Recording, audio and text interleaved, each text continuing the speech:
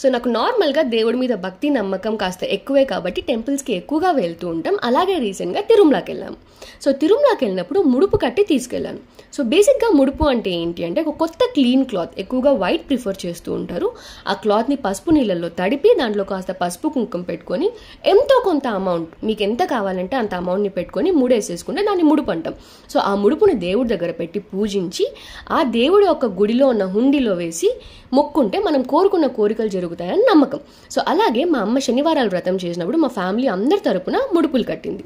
So ఆ అన్ని ముడుపుల్ని కలిపి ఒక పెద్ద ముడుపులా కడుతున్నాం. సో ఆ పెద్ద ముడుపు కోసం ఒక గ్రీన్ క్లాత్ని సేమ్ అలాగే పసుపు నీళ్ళలో తడిపి 4 కార్నర్స్ అండ్ సెంటర్లో పసుపు కుంకుమ పెట్టుకొని బియ్యం వేసుకొని ఉన్న ముడుపులన్నీ పెట్టేసి ఇంకాస్త అమౌంట్ పెట్టుకొని 4 కార్నర్స్ సెక్యూర్గా టై చేసుకొని దీన్ని జాగ్రత్తగా తీసుకెళ్ళి కొండ మీద ఉన్న హుండీలో వేసి మొక్కున్నాం.